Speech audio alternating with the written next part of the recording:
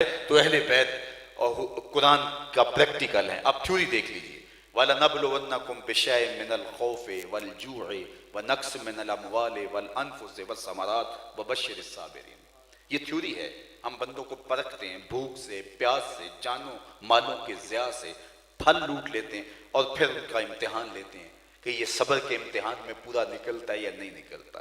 امتحان لیے گئے. کسی سے اولاد کا امتحان لیا گیا، کسی سے بھوک سے امتحان لیا گیا، کسی کا پیاس سے امتحان لیا گیا. لیکن کربلا کا امتحان انوکھا تھا. یہ سارے امتحان ایک ہی کمرہ امتحان میں تھے.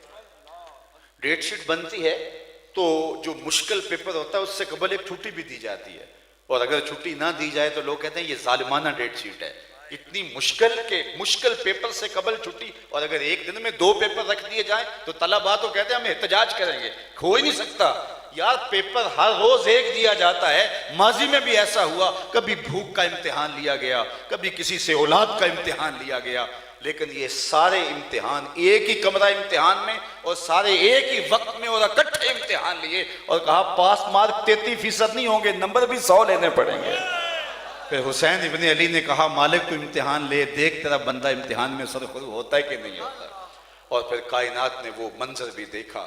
یار جتنے دکھ امام حسین رضی اللہ تعالی عنہ پہ آئے، اتنے دکھ تو کو ہمالیہ پہ پڑے تو اس کا پتا بھی پانی ہو جائے. ہمارے گھروں میں کوئی تبھی موت سے بیٹا مر جائے، سارا محلہ بستی رشتہ دار ڈھارس بندھانے والے ہوتے ہیں، پھر بھی جنازہ اٹھتا ہے تو ایک شخص کو 10 آدمی سہارا لے کے دے کے لے جا رہے ہوتے ہیں. میاں یہ کون ہے؟ کہا اسی کے نور نظر کا جنازہ جا رہا ہے. یار تبھی موت، ایک بیٹا مرا، کڑیل جمع بیٹے باپ کے ساتھ کھڑے ہیں، لیکن باپ کے کلیجے کو ٹھنڈ نہیں پڑ رہی، اس کو تسکین نہیں آ رہی. پھر میں خراج پیش نہ کروں حسین ابن علی کو؟ 18 سال کا بیٹا کندھوں پہ اٹھا کے خیموں تک لا کے پھر بھی ہاتھ پھیلا کے کہتے ہیں مالک حسین کی یہ قربانی بھی قبول فرما لے. یہ کوئی تماشائے لبے بام نہیں ہے، یہ حسین ابن علی ہیں. صبر کا امتحان دیا، مشکل ہائے تکنی کی زبان سے اللہ اکبر، اللہ کی رضا پہ راضی ہو گئے. میں نے صبر کی ایک تعریف یہ بھی پڑھی ہے کہ صبر یہ ہے کہ انسان کے معمولات عبادت قضا نہ ہو. ایک آدمی تہجد پڑھنے کا عادی ہے، جوان بیٹا فوت ہو گیا، تہجد میں مسجد میں پایا گیا، تکبیر اولیٰ کے ساتھ نماز پڑھنے کا عادی ہے، گھر میں میت پڑی ہے، اذان پکاری گئی، تکبیر اولیٰ کے ساتھ مسجد میں کھڑا پایا گیا. صبر کا ایک مفہوم یہ ہے معمولات عبادت قضا نہ ہونے پائیں. اب کربلا کے تپتے ہوئے ریگزار کے اندر اگر صبر کو اس مفہوم کے اندر دیکھنا چاہتے ہو تو 71 زخم کلیجے پہ، جوان بیٹے بھتیجے بھانجے شہید ہو چکے، اور اب گھوڑے کی زین پہ جب امام تشریف فرما ہوتے ہیں اور تیروں کی برسات ہوتی ہے، کتنے تیر برسے، کتنے نیزے، کتنی انیاں اور کتنے بالے اور کتنے دکھ سہے. اللہ اکبر. محتاط روایات یہ ہیں کہ جب آپ کا پیراہن اتارا گیا تو 122 سوراخ تیروں کے تھے، 33 زخم تلواروں کے اور 34 گھاؤ نیزوں کے. اور گھوڑے کی زین سے جب فرش زمین پر حضرت امام حسین آئے، صابر ایسا کہ وقت نماز آیا تو معمول عبادت قضا نہیں ہونے دیا، پیشانی سجدے میں رکھ دی اور اللہ کے حضور کا اللہم رضن بقضائک و صبرن علی بلائک تسلیما لامرک سبحان ربی العالی. مالک اتنے دکھ سہ کے تیری تقدیر پہ حسین راضی ہے، تو بھی بتا تو بھی حسین پہ راضی ہوا ہے کہ نہیں ہوا؟ آواز آتی ہے اس پیاسے پر علی شیر خدا کو ناز ہے، اس نواسے پر محمد مصطفیٰ کو ناز ہے. اوروں نے بھی سجدے کیے پر اس کا عجب انداز ہے، اس نے وہ سجدہ کیا جس پر خدا کو ناز. آبرو رکھ لی سجدے میں، ایسا لمبا سجدہ کیا. اللہ اکبر. حج کا موقع تھا، حضور کی خدمت میں صحابہ نے عرض کی حضور ایک شخص اونٹ سے گرا ہے اور گردن کی ہڈی ٹوٹ گئی اور موت واقع ہو گئی. فرمایا اس کو کفن احرام میں دے دو اور جنازہ پڑھو اور اس کی تدفین کر دو. اور پھر فرمایا کل قیامت کے دن جب یہ اٹھایا جائے گا ملبیاً، لبوں پہ تلبیہ ہوگا، لبیک لبیک پکارتا ہوا یہ قبر سے اٹھایا جائے گا. چونکہ جو جس حالت میں جاتا ہے اس حالت میں اٹھایا جاتا ہے، تو پھر سن لو قیامت کے دن حسین کا سر سجدے سے اٹھایا جائے گا.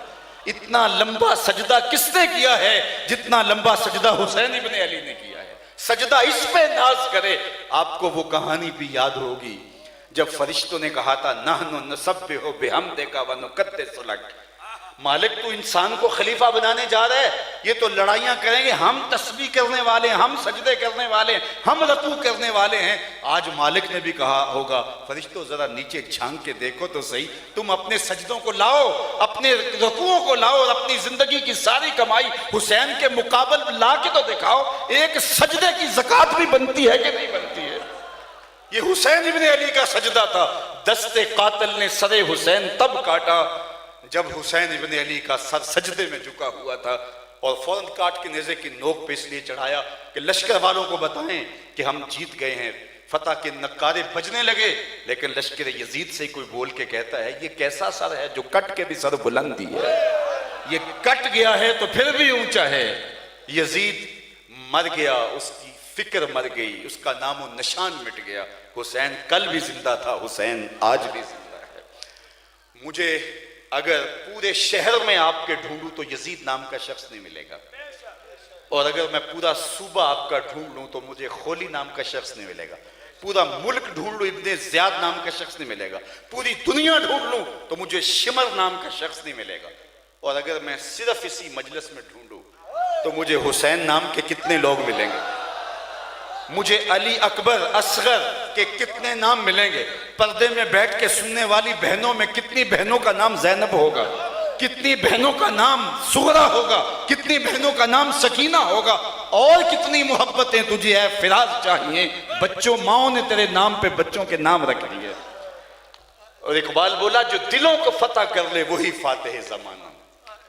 یزید کا نام بھی مٹ گیا، ہاں یزیدی ہیں، لیکن میں کہتا ہوں آج یزید کا نام لینے والے کہاں ہیں؟ نام لیتے بھی ہیں تو چھپ کے لیتے ہیں، دائیں بائیں دیکھ کے لیتے ہیں، نام سے پہلے شرمندہ، نام لیتے ہوئے شرمندہ، نام لینے کے بعد شرمندہ۔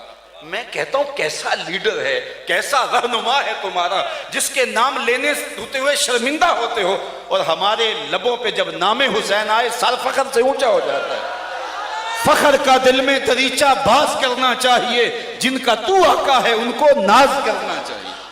یہ ہمارے لیے نہ اے حسین ابن علی تم پر سلام، نازش آل نبی تم پر سلام، تم پہ لاکھوں رحمتیں لاکھوں سلام، اے شہیدان محبت کے امام، لالا گوں لالا بدن لالا کفن، اے چمن اندر چمن، زندگی ہی زندگی تیری حیات، اے حیات اندر حیات، افتخار ملت بیضا ہے تو، رب کعبہ کی قسم یکتا ہے تو، فخر کا دل میں دریچہ باز کرنا چاہیے، جن کا تو آقا ہے ان کو ناز کرنا چاہیے۔